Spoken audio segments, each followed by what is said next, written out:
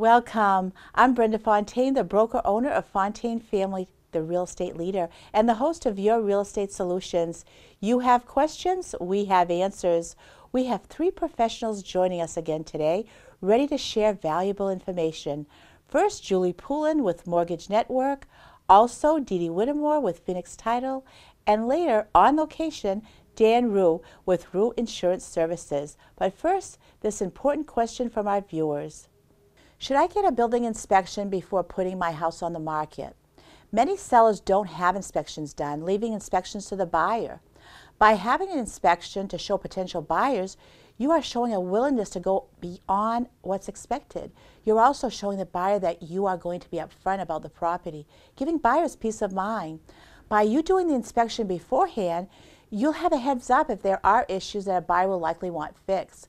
That way you can fix the problems before you show the home to buyers. And the cleaner and more problem-free you can make your home, the faster it will sell and for more money. If you don't have an inspection before you put it on the market, and if buyers have an inspection done and discover problems that you didn't know about, the buyers most likely will want to renegotiate the price or ask you to fix the problem. The buyer may even decide to just back out of the contract, and they can legally do that. They can void the contract based on their inspection results. But if you are selling a fixer-upper, there's no point in paying for an inspection. But if you have a well-maintained home and you want to sell your home for top dollar and faster, a pre-inspection is a good idea. Enjoy the show.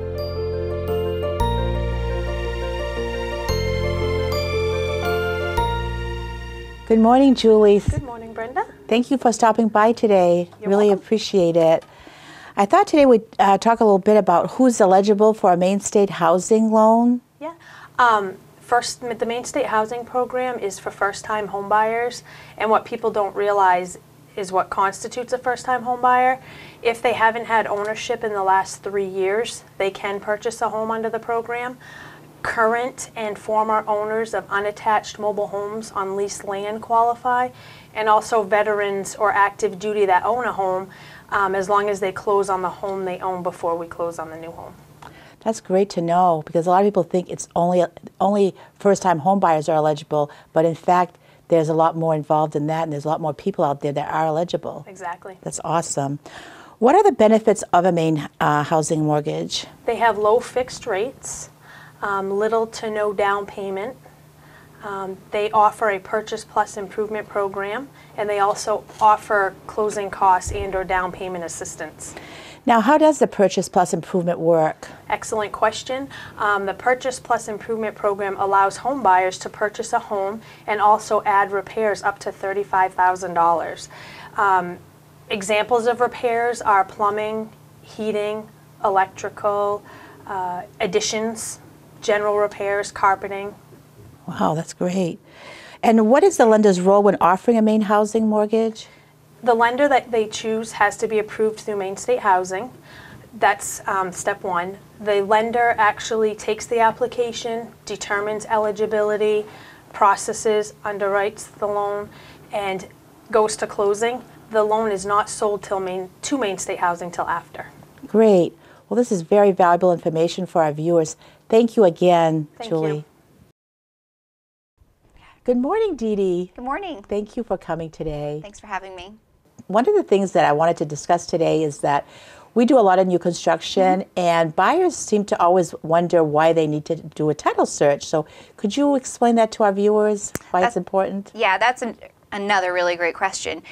With new construction, we're not searching the building, we're searching the land. And I think that that's sometimes what people forget. They're looking at, we're building a new house, they're forgetting that the land has been there for hundreds of years. Exactly. So with the new construction, it's really important to have a title search, because we want to make sure that there's nothing back on the land that, again, is going to have jeopardy placed on the new owner's home.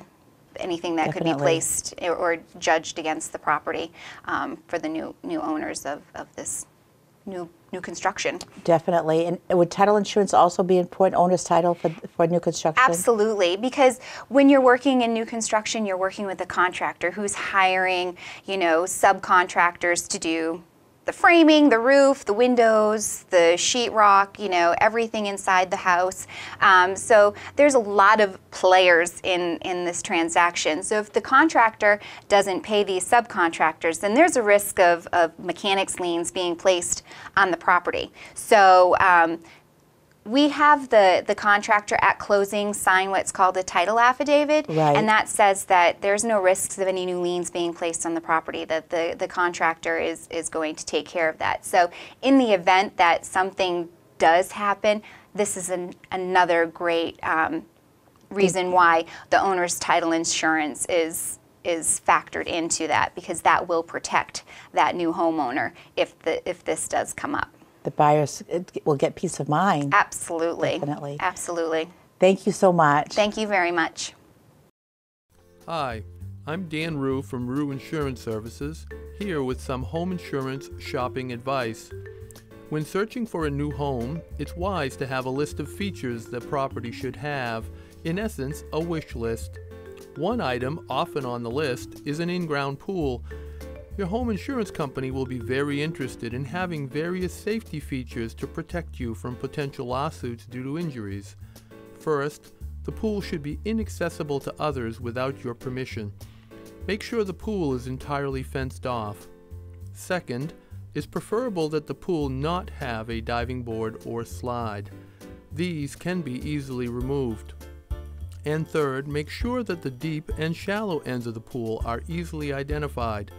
Addressing these three simple concerns will keep the most markets interested in insuring your home. I'm Dan Roux from Roux Insurance Services. Thank you. Thank you for joining us today. Please continue to send us your questions so we can answer them in future shows. Email me, brenda@fontaineteam.com. Also, be sure to connect with us on Facebook. See you next time.